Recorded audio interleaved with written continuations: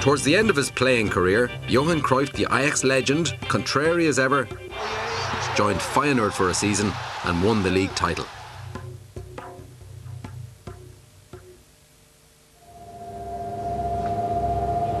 The Dutch see the world in a different way to the rest of us.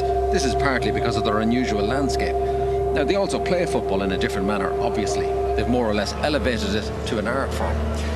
To discuss the very tenuous connection between football and art, I'm on my way to the Rijksmuseum to talk to Professor Rudy Fuchs, the top art historian and art critic in the country, and I'm feeling a bit sheepish because I really don't have a clue what to say to him.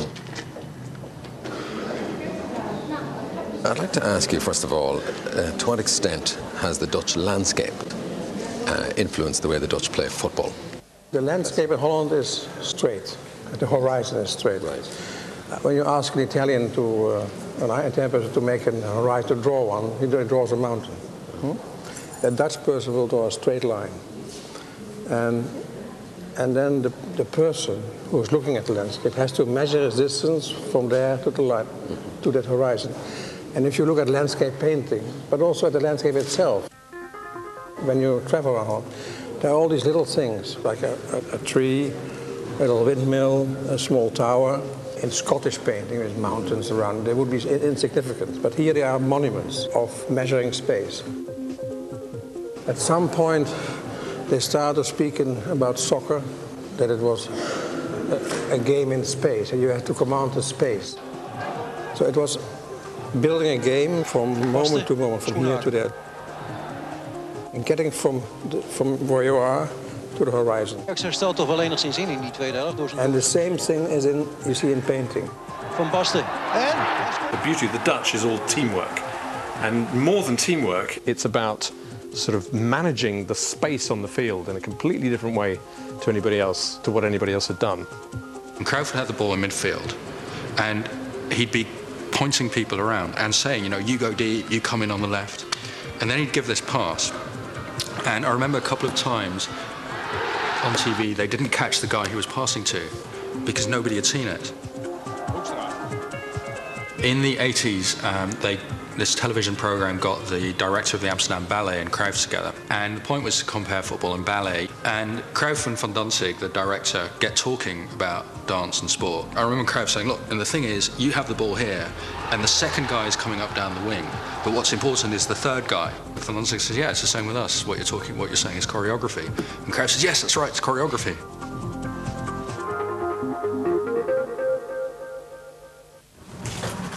Alan, I presume. Ardal. How are you? How are you? Yeah, very good. Very good to see you. So, where are the wheels?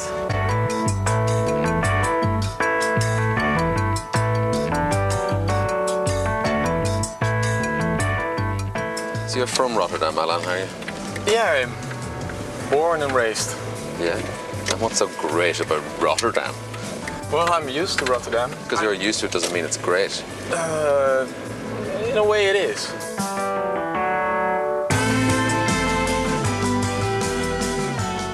This is Rotterdam, the biggest port in the world. They shift 350 million tons of stuff every single year. Diamonds, tulips, drugs, whatever.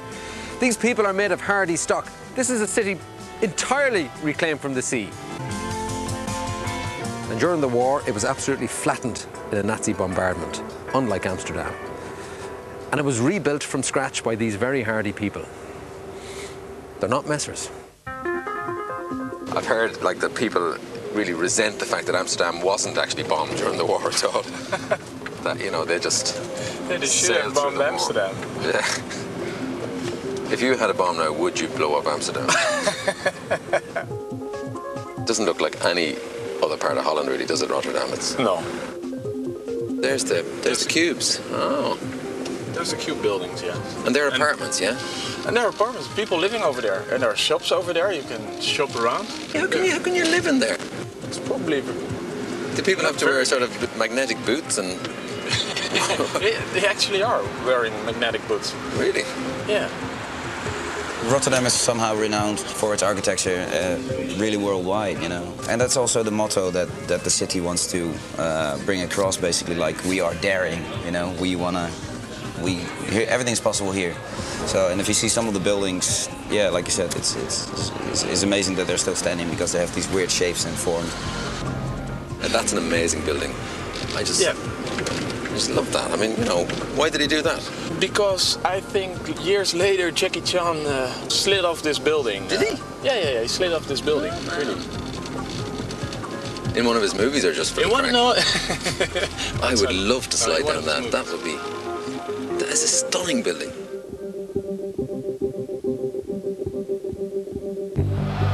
Feyenoord Stadium, the Kuip, is by far and away the best ground in Holland.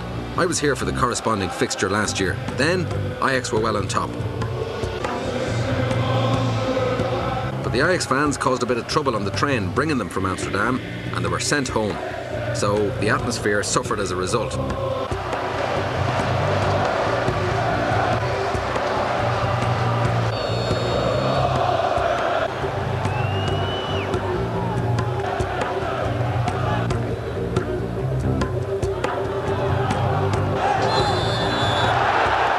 Feyenoord manager that day, Ruud Gullit, also suffered when he saw his team twice throw away the lead and lose to a last-minute goal.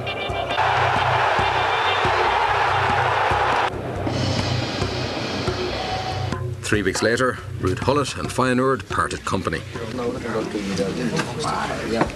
Nou ja, het gaat erom om de positie waar je vanuit moet spelen. Weet je, je moet niet te enthousiast zijn. Just been listening to Ruud Gullit's press conference.